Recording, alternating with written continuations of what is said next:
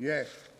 ജലവിഭവ വകുപ്പിന് കീഴിലുള്ള അണക്കെട്ടുകളും മറ്റ് ജലസേചന നിർമ്മിതികളും അതിനോടനുബന്ധിച്ചുള്ള സ്ഥലങ്ങളും വിനോദസഞ്ചാര കേന്ദ്രങ്ങളായി വികസിപ്പിക്കാൻ ഉദ്ദേശിക്കുന്ന ഒരു പദ്ധതിയാണ് ഇറിഗേഷൻ ടൂറിസം പദ്ധതി.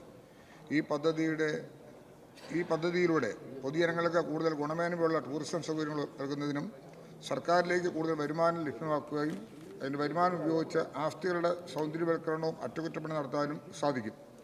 ജലവിഭവത്തിന് കീഴിലുള്ള വിനോദസഞ്ചാര കേന്ദ്രങ്ങളും സ്ഥിരമായ വരുമാന മാർഗങ്ങൾ എന്ന നിലയിൽ മികച്ച വിജയം നേടിയതിൻ്റെ അടിസ്ഥാനത്തിലും വകുപ്പിന് കീഴിലുള്ള അണക്കെട്ടുകളും അനുബന്ധ സംവിധാനവും കേന്ദ്രീകരിച്ചുള്ള ടൂറിസം സാധ്യതകൾ പ്രയോജനപ്പെടുത്തും. അതിൻ്റെ ഭാഗമായി പൊതു സ്വകാര്യ പങ്കാളിത്തത്തിലൂടെ എറണാകുളം ജില്ലയിലെ പുതുത്താൻകെട്ട് ബാരേജിൽ 25.41 കോടി രൂപയുടെയും പാലക്കാട് ജില്ലയിലെ കാഞ്ഞിരപ്പുഴ ഡാമിൽ 161 കോടി രൂപയ്ക്കും ഇറിഗേഷൻ ടൂറിസം പദ്ധതി നടപ്പിലാക്കാനുള്ള സർക്കാർ അനുമതി നൽകിയിട്ടുണ്ട്. അതിൻ്റെ അടിസ്ഥാനത്തിൽ തുടർ നടപടി സ്വീകരിച്ചു വരുന്നു. സർ, ഇറിഗേഷൻ ടൂറിസം നയം ആവിഷ്കരിച്ചിരിക്കുന്നത് എന്തുകൊണ്ടും അഭിനന്ദനാർഹവും നമ്മുടെ സംസ്ഥാനത്തെ ടൂറിസം മേഖലയ്ക്ക് വലിയ മുതൽക്കൂട്ടുമാകും. ഈ രംഗത്ത് സാധ്യതയുള്ള എല്ലായിടത്തും സ്വകാര്യ സംരംഭകരെ കൂടി ഭാഗഭാക്കാക്കിക്കൊണ്ട് PPP മോഡലിൽ ബൃഹത്തായ രൂപത്തിൽ സംസ്ഥാനത്ത് ഇറിഗേഷൻ ടൂറിസം നടപ്പിലാക്കാനുള്ള നടപടികൾ സ്വീകരിക്കുമോ എന്നാണ് എൻ്റെ ചോദ്യം. തീർച്ചയായിട്ടും ഇറിഗേഷൻ ടൂറിസവുമായി ബന്ധപ്പെട്ട് അങ്ങനെ പങ്കാളിത്തത്തോട് കൂടിയിട്ടുള്ള PPP മോഡലിലുള്ള പദ്ധതികൾ ആവിഷ്കരിക്കുന്നതിന് തടസ്സമില്ല. അത് ഇറിഗേഷൻ വക സ്ഥലവും അനുബന്ധ സൗകര്യങ്ങളെയും പ്രയോജനപ്പെടുത്തിയാണ് നടപ്പിലാക്കുന്നത്. അപ്പോൾ അതിനാവശ്യമായ നിലയിൽ പരിശോധന നടത്തി ഏത് പ്രോജക്റ്റാണ് അവിടെ എടുക്കാൻ കഴിയുന്നത് എന്നുള്ളതിനെക്കുറിച്ചിട്ടുള്ള പഠനങ്ങൾക്ക് ശേഷം അത് PPP മോഡലിൽ നടത്തുന്നതിനുള്ള യാതൊരു തടസ്സവുമില്ല. അങ്ങനെ തന്നെ നടത്താനാണ് ഗവൺമെൻറ് ഉദ്ദേശിക്കുന്നത്. Second question. Sir, irrigation department കീഴിലുള്ള ഡാമുകളോടനുബന്ധിച്ച് നമ്മുടെ മലങ്കരയിലൊക്കെ ഉള്ളതുപോലെ തന്നെ ഉദ്യാനങ്ങൾ എല്ലായിടത്തും സ്ഥാപിക്കാനായിട്ടും അവിടെ ലൈറ്റ് ഷോ അടക്കം സഞ്ചാരികളെ ആകർഷിക്കത്തക്ക നിലയിലുള്ള പദ്ധതികൾ ആവിഷ്കരിച്ചുകൊണ്ട് എല്ലാ ഡാമുകളോടും അനുബന്ധിച്ച് ഇറിഗേഷൻ ടൂറിസം പ്രോത്സാഹിപ്പിക്കുകയും ഉദ്യാനങ്ങൾ ക്രമീകരിക്കുകയും ചെയ്യുന്നതിനുള്ള നടപടികൾ സ്വീകരിക്കുമോ?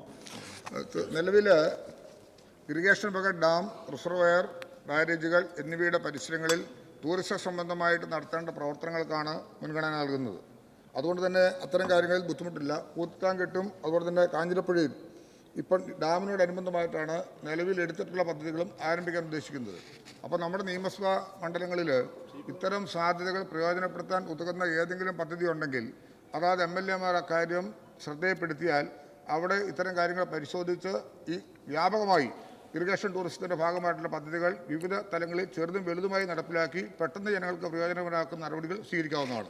ശ്രീ ജോബ് മൈക്കൽ. സാർ, ചങ്ങനാശ്ശേരി നിയോജകമണ്ഡലത്തിലെ AC റോഡ് നമുക്കറിയാം. ചങ്ങനാശ്ശേരി ആലപ്പുഴ റോഡ് ഏകദേശം 700 കോടി രൂപ അധികം മുടക്കി പൂർത്തിയായിക്കൊണ്ടിരിക്കുകയാണ്. ഈ റോഡിലെ AC കനാലിന് അഭിമുഖമായി യാത്രക്കാരെ ആകർഷിക്കും വിധം വിവിധ ടൂറിസം പദ്ധതി ഉൾപ്പെടുത്തി മണക്കച്ചിറ ടൂറിസം ഒന്ന് യാഥാർത്ഥ്യമാക്കാൻ വേണ്ട കാര്യങ്ങൾ ചെയ്യുമോ എന്നുള്ളതാണ് എൻ്റെ ചോദ്യം. ചങ്ങനാശ്ശേരി ആലപ്പുഴ AC റോഡും AC കനാലും ഏറ്റവും പ്രധാനപ്പെട്ട സൗന്ദര്യകരമായി ഏറ്റവും മനോഹരമായൊരു പ്രദേശമാണ്. അവിടെ ടൂറിസം സാധ്യതകൾ പ്രയോജനപ്പെടുത്തുന്നതിനാണ് ഈ മണക്കച്ചിറ ടൂറിസം, അത് DTPC ആണ്, ടൂറിസം ഡിപ്പാർട്ട്മെൻറ്റാണ് അത് നടപ്പിലാക്കിക്കൊണ്ടിരിക്കുന്നത്. അതിനാവശ്യമായ എല്ലാ സഹായവും സാങ്കേതികപരമായിട്ട് ഇറിഗേഷൻ വകുപ്പ് കൊടുക്കുന്നുണ്ട്. അതോടൊപ്പം അതിൻ്റെ പോളകളും അനുബന്ധ സൗകര്യങ്ങളെല്ലാം മാറ്റപ്പെടുത്തി അത് മെച്ചപ്പെടുത്താനും അത് വിപുലീകരിക്കുന്നതിനാവശ്യമായി ടൂറിസം ഡിപ്പാർട്ട്മെൻറ്റുമായി കൂടിയാലോചിച്ചുകൊണ്ട് ഇറിഗേഷൻ വകുപ്പിന് സാധ്യമായ എല്ലാ കാര്യങ്ങളും അതിനുവേണ്ടി ചെയ്യും. അതിനാവശ്യമായ നടപടികളെ ഒരുമിച്ച് പോകാൻ ടൂറിസം വകുപ്പ് മന്ത്രിയുമായിട്ട് ആലോചിച്ച് ഭാവി പരിപാടികൾ ആവിഷ്കരിക്കാവുന്നതാണ്.